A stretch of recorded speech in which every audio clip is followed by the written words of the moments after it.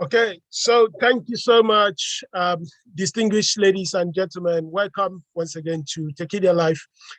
Today, we'll be having a conversation on sovereign cryptocurrency.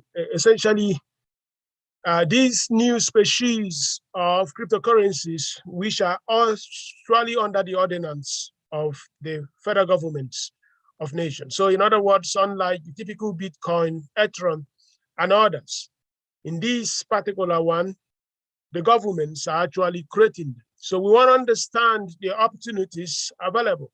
We want to understand how these new species can change the ordinance of market system, because if they actually come to pass, you will not be banking, for example, with Equity Bank in Kenya. You will not be banking with Chase Bank in America. You will not be banking with Access Bank in Nigeria. Rather, you'll be banking with the respective central banks of these countries. So it brings a new perturbation and it changes the way we do banking today. So today we'll be having a conversation of that, and we'll have Franklin Peters.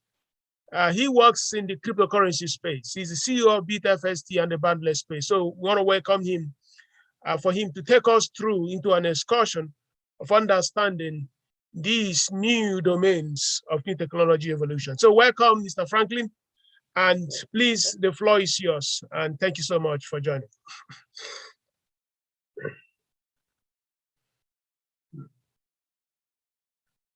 Hello, Franklin, are you there? I already made you a code, so you can share if you have a slide, and then thank you so much. All right, thank you so much. Good evening, everybody, and welcome to this presentation. Let me know if you can see my screen. Yes, you can. You already have it right. Okay, great. So we can see that. Thank you. All right, beautiful. All right, so thank you, Prof, for having me once again today to talk about digital E-Yuan, E-Dollars, and E-Naira. My name is Franklin Peters, and I'm the CEO of BitFXT and Boundless Pay. I'm going to talk a bit about Boundless Pay when I'm done with this presentation, because we have a little bit of this CBDC, like we call it generally. Most people call it digital currencies, but in the crypto space and the banking sector, it is called CBDC. CBDC meaning central bank digital currency. So what are CBDCs? A central bank digital currency, CBDC, is a digital payment token which is issued and fully backed by a central bank. It is also considered a legal tender and is powered by a blockchain. They are stable coins pegged to fiat currencies of different countries. And currently, multiple countries are currently testing this out and are using different models. Now, everybody know about Bitcoins, Ethereum, and other cryptocurrencies that have come. It cannot be hidden. It's no longer news. It has at some point been topic of discussions in different Senate meetings, both in Nigeria and outside Nigeria. I mean, like 2 years ago, there was a very heated up debate between the CEO of Facebook and the parliament in the US discussing on Libra, a form of a digital currency that was being proposed by Facebook to cater the need of the world at large, because Facebook is more like one particular place that everybody, you know, irrespective of your location, you know, have an account in.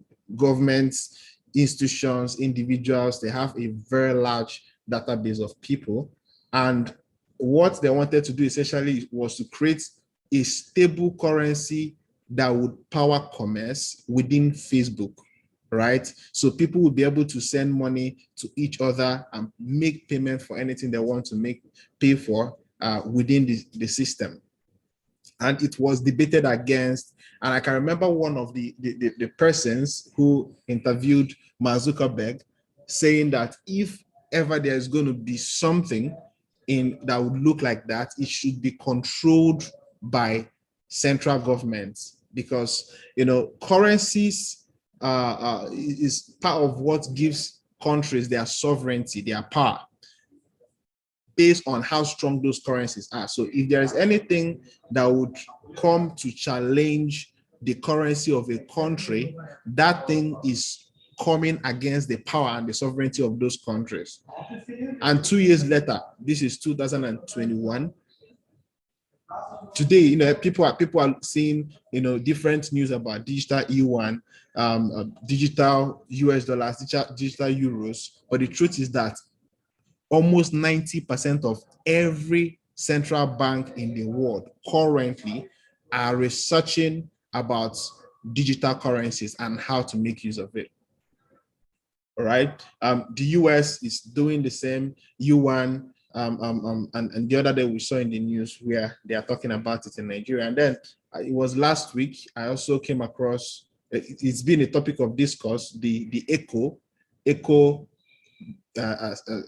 currency, which was going to be a physical fiat currency, but now they're kind of talking about it in terms of it being a digital currency. But the question is, why CBDCs? Why are they talking about it? Why is everybody talking about it? And why should it be a thing? There are lots of reasons why it's a thing. And one of those reasons is efficiency. Okay, currently, banks offer what we call net settlements at the end of the day. You see, most of the figures you see in your bank account mobile app they don't have a connection with the fiat currency you deposited. Matter of fact, the moment you make a deposit to a bank, right in front of you, that bank can take that money and use it as a payout or a cash out to someone else who has come to withdraw funds, right? So there's no particular place or vault where the money you deposited in the bank are being kept in your name. No. They simply update their records, right, digitally to note that this is the amount you have with them, right?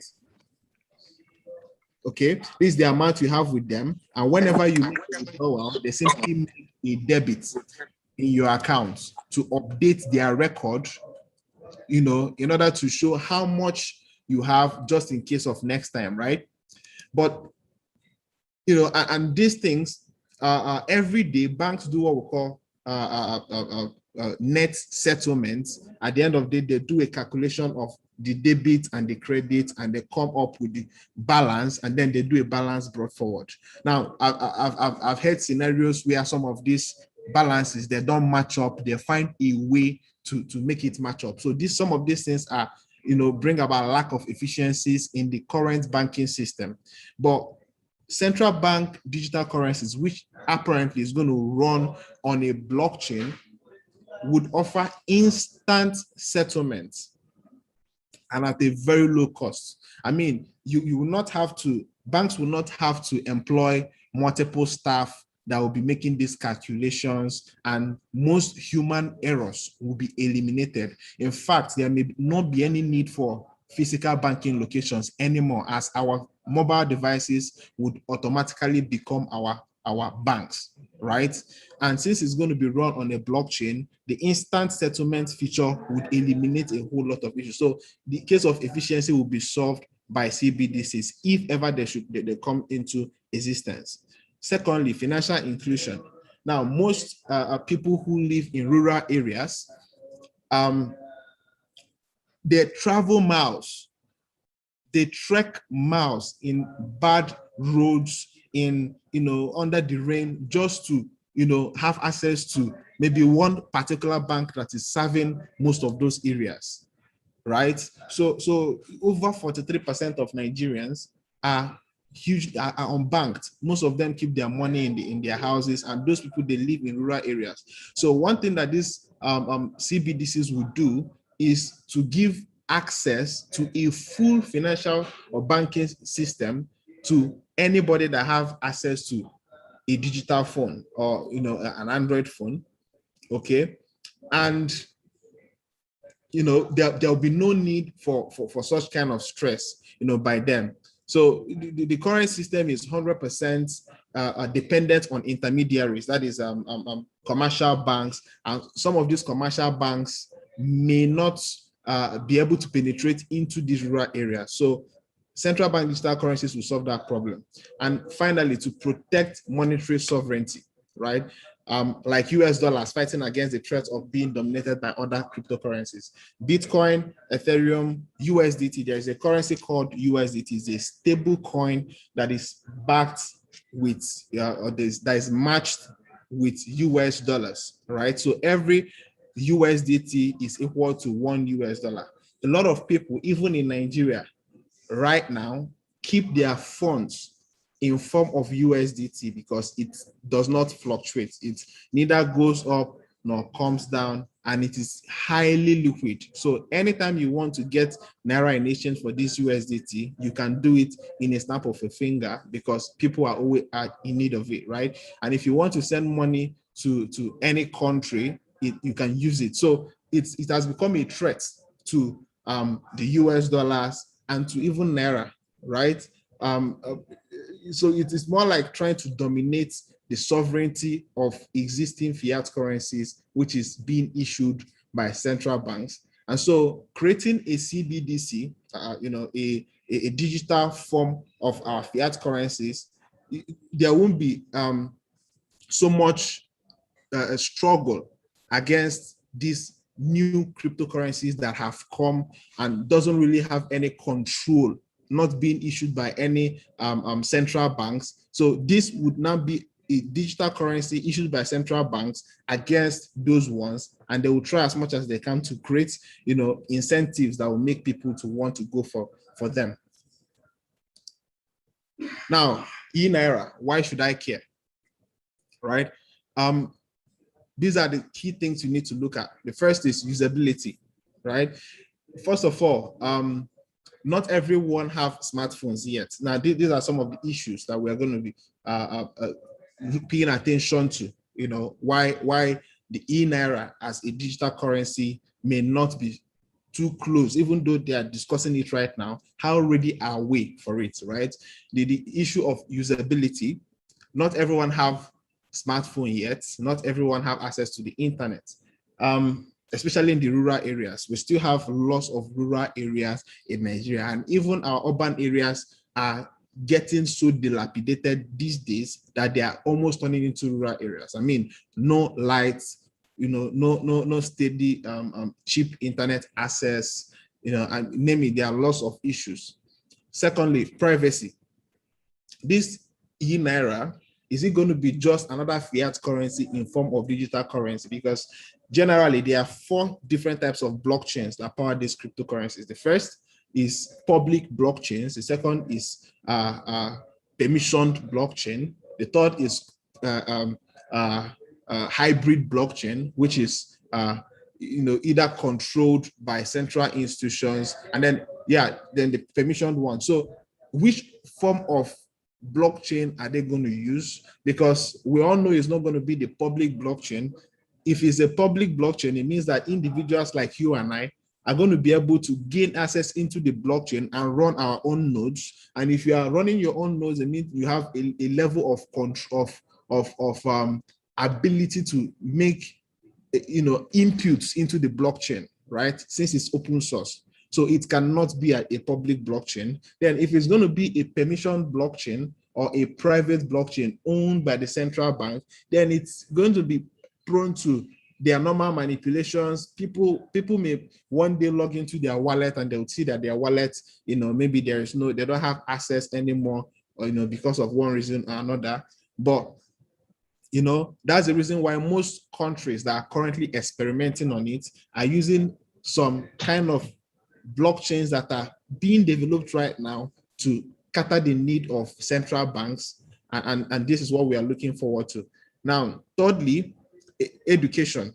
Most people are not properly educated, even to use computers, as little as computers, right? So now we are now talking about a form of currency that is different from what they already know about. So how prepared are we to, educate them in that aspect? And finally, security. How strong is our cyberspace to protect, to help people to stay protected while making use of this digital currency? But then in my final,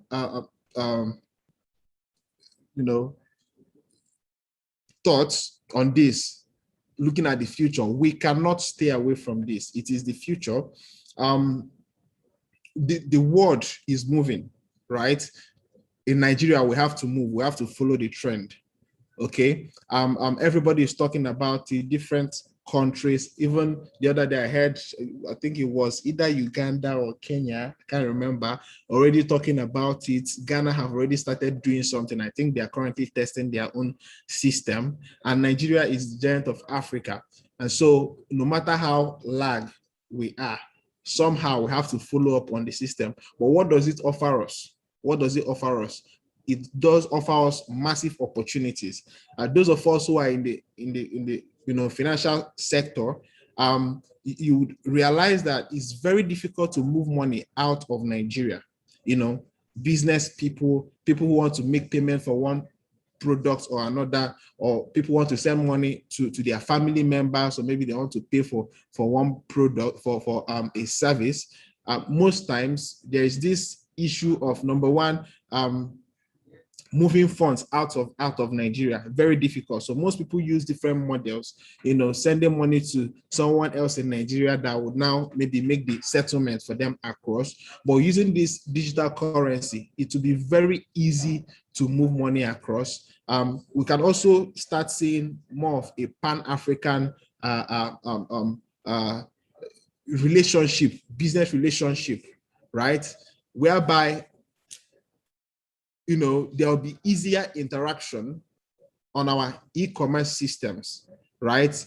Using the right the APIs that will be provided by this blockchain through this by these CBDCs, e-currencies, right? Different type of businesses would emerge, that would be able to implement these APIs on their systems to start accepting payments in digital currencies. Now, it's also going to open up a new opportunity for people to start learning more about cryptocurrency, seeing that is the future of money. So if people start learning about digital Naira, then they would also start learning about Bitcoin, about crypto, other forms of cryptocurrencies, and they will start getting used to where the future is going. And this is, I try to make it as short as possible, and maybe any question that comes from now, because I think I was able to keep with the 20 minutes that we have. So from the questions, I'll now be able to come up with any other explanation. Thank you so much. Okay, so thank you so much, faculty. That was a very brief one and quite concise. So one question I have here is this. Using the construct that lack of access to mobile systems like smartphone or even electricity, and looking at what Paystack and Flora Wave and all these other fintechs have done, what do you think that will be different if one should look at those elements to say maybe the government cannot introduce this? So, I mean, people are still using Paystack, Flora Wave, even though most of them are not connected into the whole space. So what will be different for the government? Why do you think it's an issue, just like you mentioned? Yeah, so there is this issue of control. You see, in the last 1 year, most of this, the business environment for the likes of Paystack, Flutterwave, and the rest have changed greatly. they are not operating the way they were operating like 1 year ago. You agree with me on that? A lot of things have happened, policy change. Some of them have been told to increase their share capital, all those kind of things. But, the difference right now is that those businesses may be able to, that's why I said in the beginning, it depends on the kind of blockchain that is implemented, that will be used to implement these digital currencies. So if it's going to be an open one where people will be allowed to play, right? There may not be such kind of stifling business environment for such kind of businesses. People would be able to do what they have to do. In fact, as I'm talking to you now, there are digital nairas within Nigeria. People have created, there is one company they created, I think Naira X, they have their own stable coin called Naira, Naira token. Then there is another platform, Bitcoin, they have their own digital Naira as well. People within their ecosystem are making use of these tokens and they are able to send money, make deposits and all. So it all depends on the kind of blockchain that the Nigerian government decides, or the central government, central banks, bank in Nigeria decides to adopt for this. But if it's going to be an open blockchain, then it will make it very easy, right, for these existing platforms to play around the system. But if it's going to be a permissioned one, then we are still having the same fiat currency, only in a digital form. Okay. Anyway, that was not really the point I was going. Just talking about infrastructure in terms of electricity and lack of it. And we're just thinking that if this is something that people really want to use, just like we want to make sure we use our phones, send SMS, make calls. People usually find how they will charge their phones. So, but all of them, they will come down together. So let's go to Uchenna, please. Please go ahead, Uchenna. And thank you, Prof. and faculty. Faculty actually got one important question. One of the major concerns with this e-currency is volatility. Recently, you had mentioned something about in the news. A lot of people lost a lot of money after the rave around Bitcoin. Given where we are as a nation, as a country, do you think this is something that is here to stay? I'm looking at our overall demography, more than 35% unemployed. A good margin of us are quite poor. We're not even getting the money. Do you think this thing is actually feasible in Nigeria, using that as a context? Yeah, it's 100% feasible. If you look at the first slide, here I said there are stable coins that are pegged to fiat currencies. So when you say that a coin is pegged or that it is stable, it means that the value tracks the existing value of the fiat currency it is representing. So every unit of the E-Naira will be equal to one fiat Naira. So it doesn't change. So every unit of US dollar, E-dollar, will be equal to the same US dollar. So it doesn't fluctuate. It's different from volatile currencies like Bitcoin and the rest of them, like Ethereum and the rest. So the case of volatility is out of the picture on CBDCs. Do you think it's going to be welcomed and accepted within our space? If it's issued by the central bank, it has to be accepted. It becomes illegal. Yeah. Actually, just to come in there, faculty, I think what could happen here is that if you have 20,000 Naira in your bank account, for example, the government may say this 20,000 Naira is now available digitally in a specific wallet. Yeah. But you can't go and collect that money in cash if you have converted into this CBDC. I mean, I've not seen any technical document, but that could be the way it could look like, right? Yeah, 100%. So to answer the question, if that is the case, it's the same thing as having paper money from the CBN. There is no reason why somebody should not trust it, because it's as good as having money digitally. Exactly what I said, right? There will be no difference between it and our fiat currency. The only thing is that you don't have a physical version of it. Because if you have what we have today, right, where you have 10,000 naira in your mobile banking application and you can go and get a physical representation of it, is that there could be a case of double spending. Okay, double spending is a situation where there is no direct connection between the figures you are seeing in your bank accounts and the physical fiat that you deposited, right? So banks can keep printing more money and they don't care. But when we move into the CBDC system, we may have a finite supply of these digital currencies, but it all depends on the model they decide to run on. Then if this is implemented, I don't think over time, I don't think we may continue to use a fiat version. But for the very first period when it is implemented, we may still have those who may not quickly understand or use the CBDC itself, like those in the rural areas may still be allowed to keep using the fiat currency until maybe that generation is phased out. But this is, we getting into a new generation. Over the next 20 years, I don't think we may continue using fiat currencies.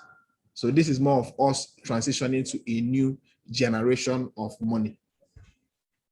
And I agree with you 100%. Looking at the data from The Economist, going back to the whole history of money, there's so many things, the cowrie, the time, the paper, when the Chinese invented the paper money. From that, we are here, we are. So this could be another evolution on the whole construct of that legal tender for supply and demand transaction. So thank you so much, faculty, for that. Let's go to Great Ojiako, please. Thank you, Prof. and faculty. Please, I have two questions. The first question will be on your first point about CBDCs. Now, one of the draws of Bitcoin is that it's decentralized in the sense that there is no central bank that orchestrates the demand and supply. So if there's going to be a CBDC, wouldn't that be contrary to the whole idea of crypto in the first place? Now, secondly, the current case between the SEC and XRP, that's Ripple, is based on the argument that all cryptocurrencies in quotes are currency. And XRP or Ripple is arguing that they are a security and not a currency. So now, bringing it back to Nigeria, the Nigerian government is against crypto because they think it is a means for illegal and clandestine exchanges that avoid the federal government's supervision. But can they see this as a means of increasing tax in the sense that if they can, notwithstanding what the SEC case says XRP to be, if they can define all crypto in Nigeria to be currencies, can they impose tax, whether it is personal income tax or even sales tax on crypto? So if one person can, if there is a sale or transfer of crypto, there will be a percentage of tax going to the government. So everybody wins. Everybody has an investment through crypto, and there's a government share through tax. Okay, so the possibility of that is very slim.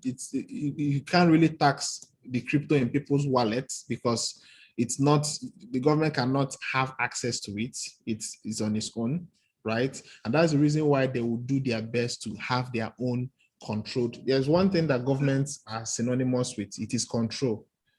It is regulation. No, what I'm saying is not, they won't tax the amount in your wallet, but if there's a transfer or a sale, if you sell Bitcoin for USDT or Bitcoin for XRP, that's a sale or a transfer. So can they tax you under sales tax? Like you are selling a security, a commodity in that sense. That is the same thing I'm saying, right? Okay, imagine I'm selling it on Binance. Are they going to come to Binance and tax me? They won't. No, but there's a what's the word I'm looking for now? There's actually an address, basically, that is not private. They don't have access to that address. That's the point. The only way they can tax your crypto is when you are using it on a platform they have control over. So in a case, I mean, when we got that news of them restricting crypto crypto transactions in Nigeria, my own argument was that they could have brought exchanges like us to a round table and tell us, okay, we need to be seen, we need you to be submitting reports to us based on activities that happen on your exchange, maybe monthly or annually or quarterly, and based on the transactions that happen on our exchange, they can tax us. With that, they are regulating us, right? But when it comes to any transaction that happens outside our exchange now, maybe in your normal wallet, peer-to-peer, they cannot tax it. And what they want is to create an environment or a system that they can fully tax. Now, someone is putting something on the chat box about, okay, the way the government is taxing platforms like, other platforms. Now, in this case, they connected their system to MasterCard and Visa card. And you already know that MasterCard and Visa card is already being regulated by institutions. So it's not really the crypto they are taxing. What they are taxing is the transaction, because those transactions that happen on those cards are regarded as fiat transactions. When someone tells you that they have an ATM card that powers crypto, essentially there is no crypto connection in that card. What happens is that transactions happen, in the background. They settle you with fiat into the card. So it's the fiat that was settled into the card that was taxed, not the crypto. So the current system we have in cryptocurrency can actually not be fully taxed. What they can tax is central systems where those transactions are being done. Okay, so with CBDCs now, they can impose that anybody who wants to trade any crypto in Nigeria, it has to be paired against the digital Naira that they are creating or they are going to be issuing, and then they can now have control to now tax the digital Naira, not even the Bitcoin. So I don't know if you understand everything I explained. Yeah, I think that's, yeah, go ahead, sorry. Sorry, thank you, Vagoti. And another thing is that there isn't really any legal infrastructure in place in any country concerning crypto. So there's an argument that the people saying that the future is crypto is fallacious, because it's basically going back to the wild west, where there's nobody in control. Do as you please, because it's the current market. And people are saying that it's basically because there are whales who have amassed a large amount of cryptocurrencies that cannot dictate. They have the supply, and they can dictate the price and the demand. So what is your say on that, faculty? No, so I just want to make sure that we are having a very clear distinction here. This is not necessarily the typical crypto or Bitcoin or the one that we are used to, .com. This is a different species of cryptocurrency. In this case, the central bank or the government is actually the power behind that crypto. This is not like a guy in the garage. So are you very, very good if you focus on the sovereign cryptocurrency, because it is totally different from Bitcoin. The Bitcoin one, most people here are not interested in it. The .com one, people are not interested. But the sovereign one we are focusing here is CBDC. Whether you like it or not, you are already automatically interested in it, because you are going to participate in economic system in that country. And if that is the case, everyone is affected. So the goal here is, if Nigeria truly goes as planned to roll it out, what will be the implication? What are the opportunities? And what can we do? For instance, there is a very big case that if I keep my money with the Central Bank of Nigeria through the CBDC, and you keep your money, another person keeps, the banks will not have deposits under their control to actually be making loans. So what would CBN do if everyone now is banking with CBN? What would the banks do? Who is going to fund the businesses of the future? Because the banks don't have money. So we do believe that the CBN can say, you can't have more than 100,000 worth of CBDC with me. Otherwise, the banks will not have any customer. Because who would like to go and work with the bank? Because CBDC most likely will be free. I mean, free of transaction and all those debates they do. So let's also focus on that. We'll leave the Bitcoin and other words another day. Thank you. Uchenna, I hope that's understood. I just want to make sure that that distinction is very critical here. That's well answered. Thank you, Prof. Thank you, Prof. Thank you, Prof. Yeah. So, Mr. Ifosa, please go ahead and meet yourself. Thank you. Oh, thank you very much. This very interesting conversation and very, very good work, Franklin, my very good friend. So basically, like Prof has said, I think our attention should be on the implication of this CBDC. So, so what I'm actually thinking is that, like you said, they will likely have to use a permission blockchain, but they will have to have central banks being the primary distributors. So those central banks. So I think we should not even bother about how the central bank will manage the currency. It's going to be in the hands of the banks. The bank will then have inbuilt wallets. So I think that the banks, just where you have Zenith Bank account, your mobile wallet, that same Zenith Bank is going to have a mobile wallet for your E-Naira. So there will be fiat and there will be E-Naira in the same bank wallet that you already have now. So the issue now of control, which is very important, which you mentioned as well, is that the CBDC, the central bank may not really be fully realizing what they are doing, because being into crypto alone and wanting the country to use crypto, they will have to come to a compromise. Now there's a danger of them being able to, like you said, they will still want to retain their full powers. So there's a danger of them putting risk on the CBDC by having powers to freeze. Now, if they have powers to freeze, that means they used a very unique blockchain to create the cryptocurrency. That means the smart contract controlled, smart contract powered blockchain that they used to create the E-Naira. So if they have powers to freeze, or they have power to freeze through the banks, then that will mean there's a risk for anyone that owns the E-Naira.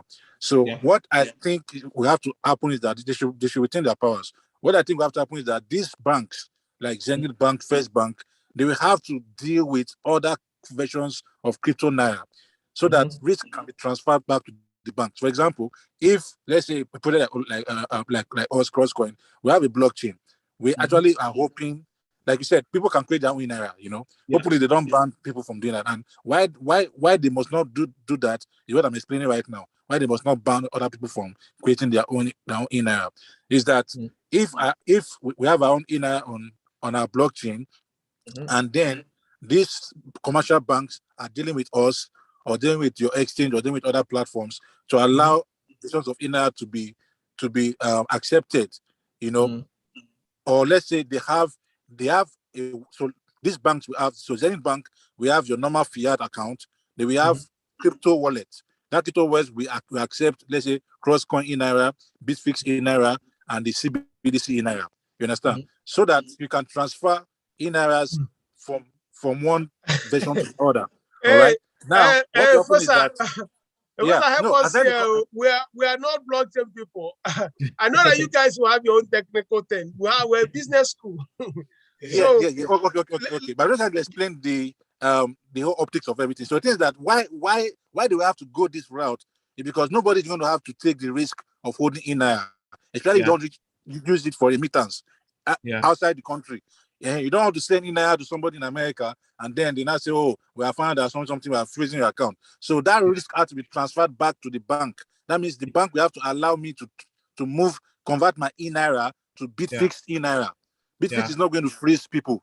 You understand? So that the risk of freezing is taken back to the banks. So if they allow that, then people will be able to deal with E-Naira freely. And then when there's any funny thing going on, they just transfer back to Bitfix Naira or Cross Naira. And then the banks hold the risk of freezing. So and then the other way is that this thing is going to lead to a change in the way e-commerce is done. I think PayStar, they have to upgrade their own infrastructure to capture the value that has been created from this step. So that means people can actually payments can be programmed, because smart contracts have to come into it now, and then people can have automated payments across all different level of payments. So it's an interesting thought at the user end. At the CBDC to bank end, they will have to come to a compromise somewhere. Okay. But if I may ask you, Mr. Fosa, what do you people in the crypto space, what are you people planning? Is it to become an agent for the central bank, just look at it. When the telecommunication wave came, the mobile telephony, the GSM came, a lot of people became agents to MTN, Econet, whatever it was called then. Now, they made money through that value chain. So today, if this CDBC comes into play, of course, automatically all the banks are going to be accepted as agents, because the central bank doesn't have branches to deal with people in my village. So now for the startups and for also businesses, where do you think within the value chain that people can plan and open up playbooks? I'm looking at the business part here. When I was in the bank, just finished your service, and then I saw people that made tons of money just representing MTN. Nothing much. I mean, people sold a Nokia phone. The price of Nokia has not changed in Norway or anywhere it is made, or Norway or Finland or wherever. But people were selling Nokia phone nearly 18,000 naira as early as 2000 and 2001. In other words, that was more than nearly $100. But that was something that was really ridiculous, maybe about $2 or $3, something. So my point is this: where can we find opportunity in this new initiative of CBN if it happens? Can you share some light for our members? Okay. So first of all, apart from the partnership between us and the banks, I think we also have to face the retail sector as well.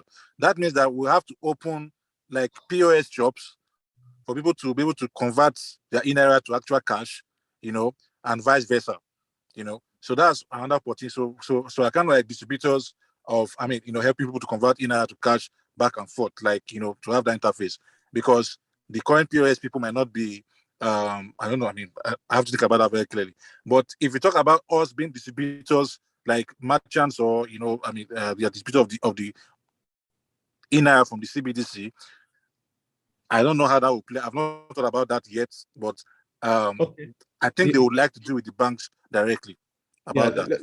Let me come in there. If it's a permission blockchain, and it means they are going to create new levels of value chain within the system. The same way we have agents and super agents, we have IMTUs, we have set banks, in different levels, microfinance banks. I think they are going to be able to create different levels of participation within the system, where startups can now play a role. The last time I checked, the entry level for people to have what do you call it, licenses to run even a platform like Flutterwave, the cost is now up to about 500 million, up to $1 billion the last time I checked. So if this comes to fruition, I think there will be smaller levels where people can actually come in as agents to obtain APIs to offer services. And that's where businesses like us, different startups, will be able to offer services. Just like you said, we can come in as, we can get into the streets as agents, right? Help people to convert their fiat currencies to those digital forms of the CBDC, and vice versa. For those who want to sell change their CBDC token to fiat currency, we can help them to do that. Okay, thank you. So next question, actually we have some questions. Let me just read them through the chat, and faculty can also beep through if you prefer to read directly. So, but because of those in the board, with private permission blockchain on, how will financial settlements done real time across borders? So if it's a permission blockchain, the only part, because I studied permission, different levels of blockchain, so the only point where the permission is needed is when you want to get in, when you want to start using it, right? But the moment you gain access into the blockchain, every transaction is instant. So settlements are in real time. Okay, so let's take the next one, which is, it's very possible when the fiat naira is pegged to East crypto naira one, and is going to stable, and then it becomes a security token. Okay, I think he's just confirming exactly what you're saying, that it will be 1-to-1. Yeah. And just like his paper money, it's also going to be digital money, nothing changes. Yeah. Government can tax via MasterCard and Visa transaction. So just like you said there, faculty, one thing I would say here, government doesn't tax your money if it's seated without doing anything. Yeah. And I don't believe that government will also tax your digital money if it's not doing anything. Rather, government taxes transaction, hopefully the profit on a business deal, or in some cases, there are fees. They don't usually use the word tax. So they can say there is a stamp duty, there is something, but that is only when there is a transaction. If you just leave the money and it's not doing anything as a E-Naira in your wallet, even if government has access to it, we are hopeful that they will not confiscate it to fund one other crazy bureaucratic institution. So they are not supposed to tax it. They are not supposed to tax it because that is actually money in your bank account. Yeah. So as you noted also, MasterCard and Visa pledge their support for being, so technically you answered that brilliantly. If you're doing a transaction, whether it is using crypto or whether it is using US dollar, it's a transaction. So they are taxing the transaction, not necessarily the form of payment. So I think that is standard. Okay. So let's take live questions, and let's go to Vitalis, please. Vitalis, go ahead. Good evening, Prof.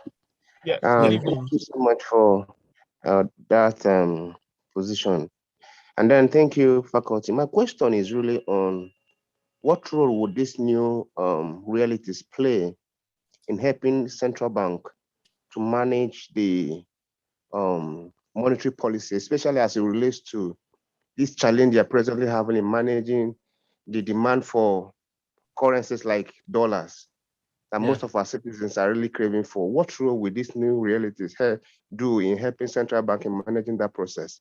I really want to know, so thank you very much. I love that question. Now I'm going to shock you, but you may not be shocked actually, to know that US dollars in Nigeria currently is very scarce. Very scarce, and that's the reason why we have multiple exchange rates. We have the central bank exchange rate, we have the BDC, Bureau de Change exchange rate, we have the parallel market, we have the black market, we have multiple exchange rates for this. Now there are people who have these US dollars, and they have stocked it up in their houses. Some of them have underground warehouses where they keep these dollars, and they transact it without any single trace by central bank or by any institution, right? So when we have a CBDC, you can't stock it, you can't take it off the internet and keep it under your house. I mean, at every given point in time, there is transparency of the total amount that is in circulation. Everybody can see it, that we have 1 trillion naira in circulation, and that 1 trillion naira is sitting in wallets that can be verified. You understand? So it solves that problem of people taking money off the radar, because once you go to the bank and you withdraw your money cash, it can no longer be traced. It's in your hand. Anywhere you take it is no longer being seen by any bank until you take it back and deposit it into a bank account. That's when they can now say this is total amount we have in our balance. So CBDC digital currencies would help to eliminate that. And then it can also solve the problem of when people usually say that cryptocurrencies, even like Bitcoin and all these things, are aid terrorism, or some of the people that maybe kidnap people and take it as a ransom, right? It's even riskier for them because they can easily be traced. It's easier to trace it than when they ask for cash as a ransom. You can't follow there's no digital footprint for cash transactions, but there's a digital footprint for digital currencies. So this is one major problem it's going to solve. Thank you. And that's a very great answer. And I can say that's actually where the government is going. if they have communicated it that way, just like where you said it. Yeah. You know, the easiest way of baptizing corruption in Africa is somebody gives you London money, you go and build a house. Yeah. Then all of a sudden you sell that house and that person pays you through bank. Yeah. Just like that, that corrupt money that you paid cash to building agents or building companies or somebody is now paying money through the bank. And it seems legitimate that this man just sold the property that he had. So, but in this case, if everything is straight through digital, you know, this man, he had this ledger recorded entry. There's just no way he can erase that on forever. So, and that's also the reason why I think the extremely powerful Nigerians may not even be involved in this. They can just even hire people they will pay and say, all my E-Naira will be in your name. But you'll be paid 200,000 a month, but all your everything will be in your name, and that becomes a job that you'll be surprised what will happen when it begins.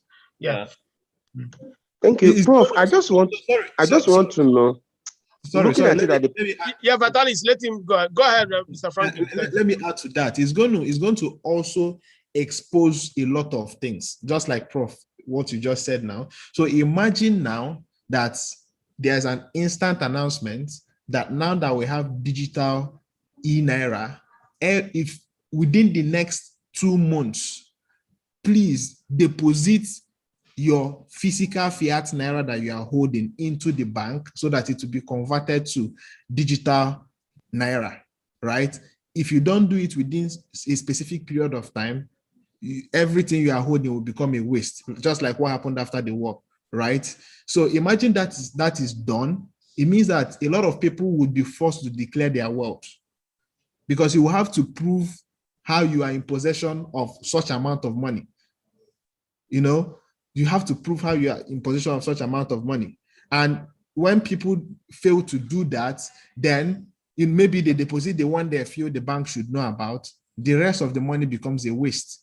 So is an automatic declaration of wealth.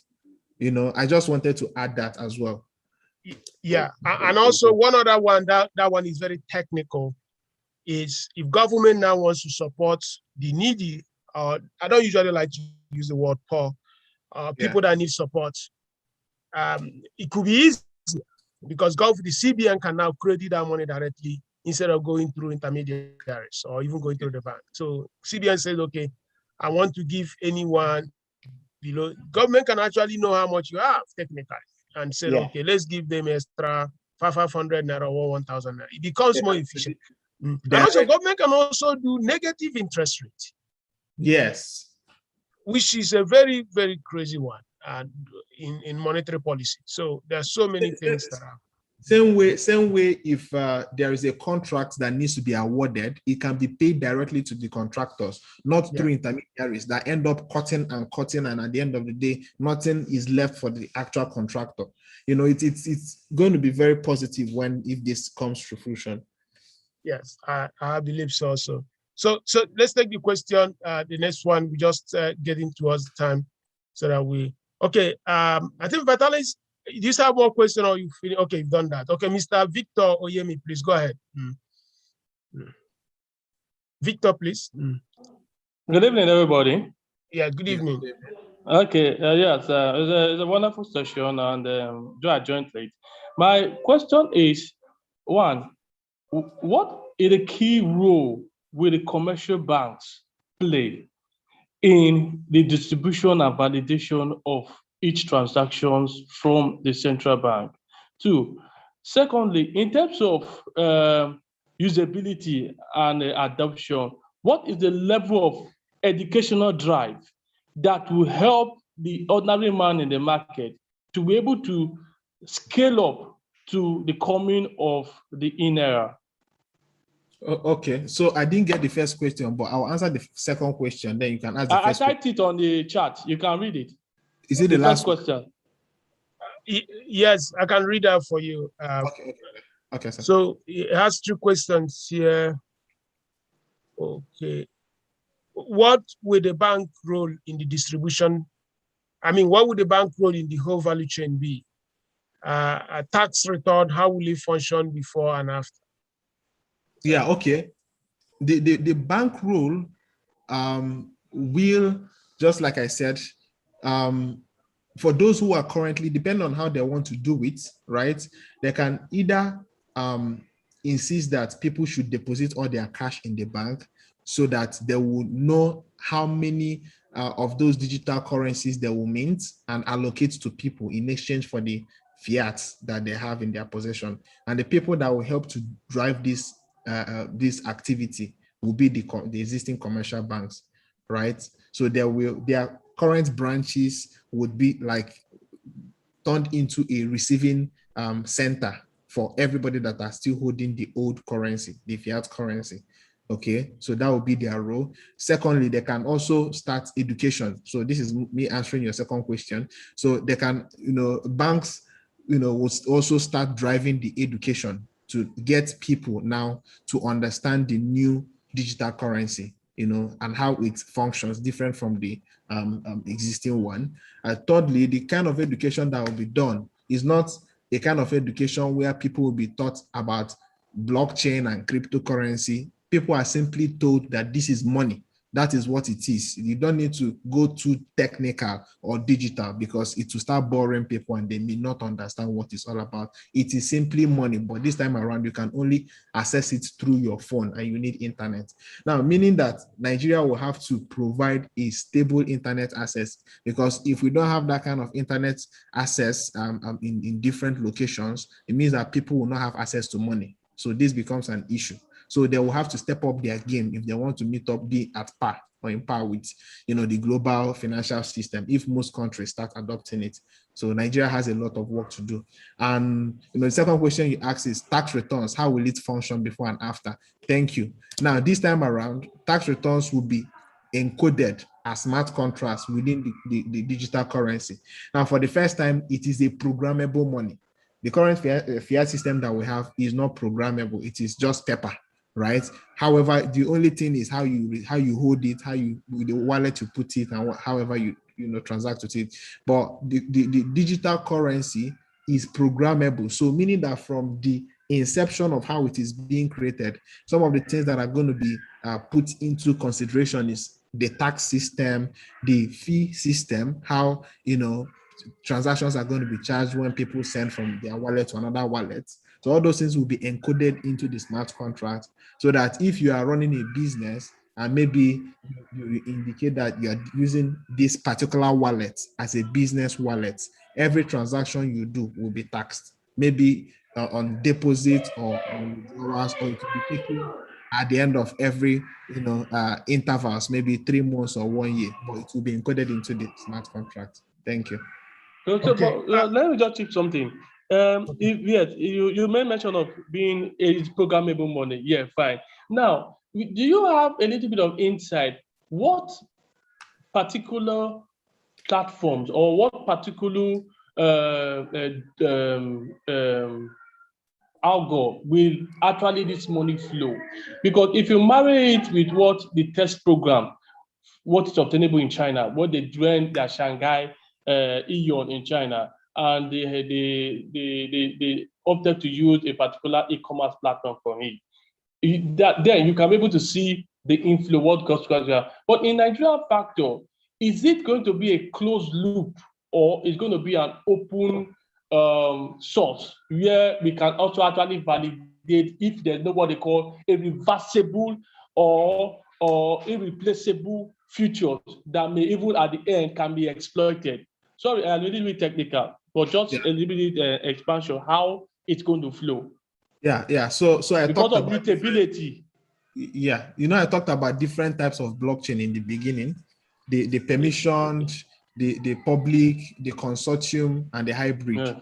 So it depends on the type, but I'm very certain it cannot be a public blockchain. I'm almost 100% certain it cannot be a public blockchain. They are going to either use a consortium blockchain. Now, consortium blockchain is more like what they did in Libra, where Libra was created and they got validators, up to 20 validators, of which MasterCard was part of the validator, PayPal was part of the validator, Visa was part of validator, and so on.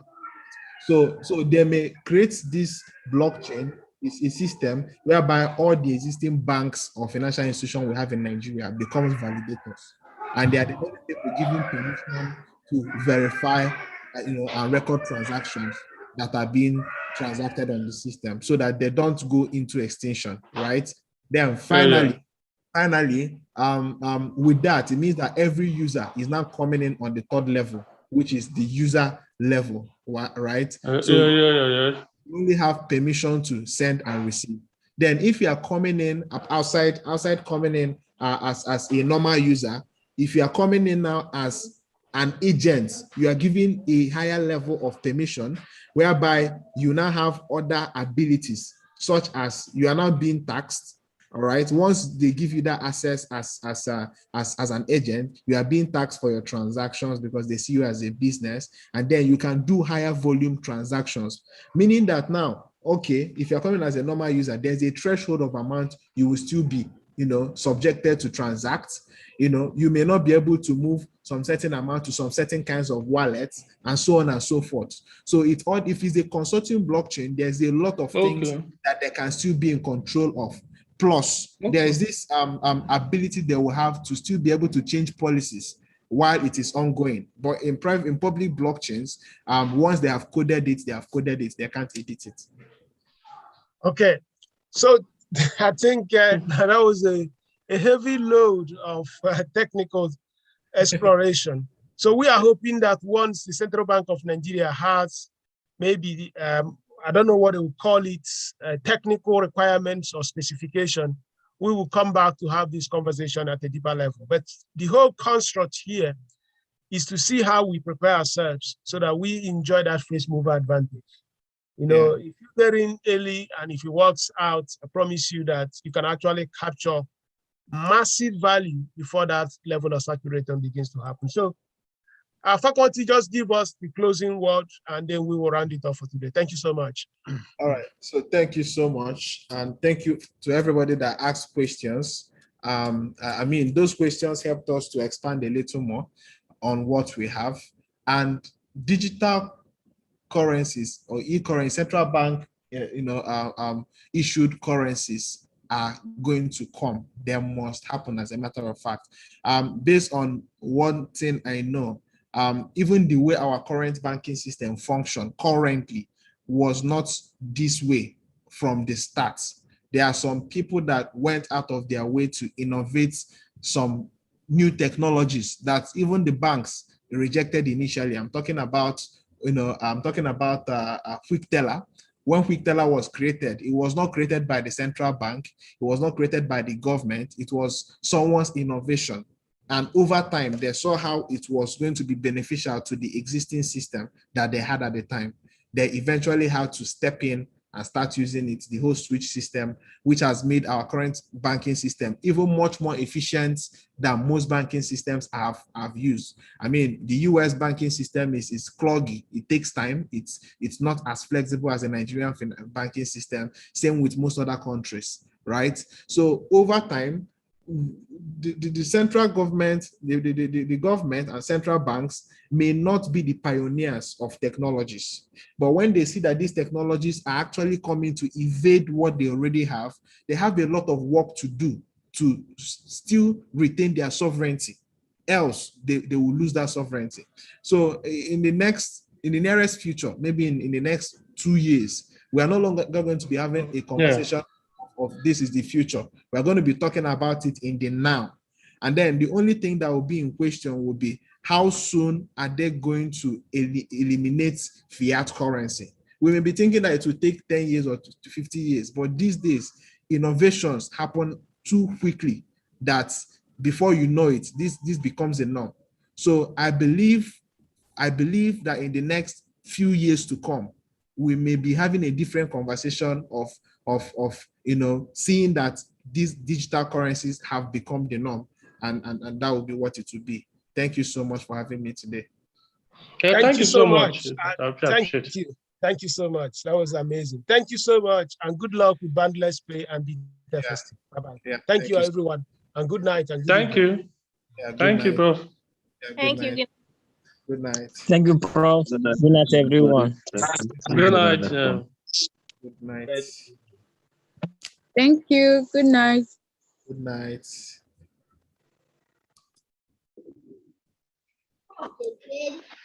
Thank you. Thank you. Thank you, Prof. Thank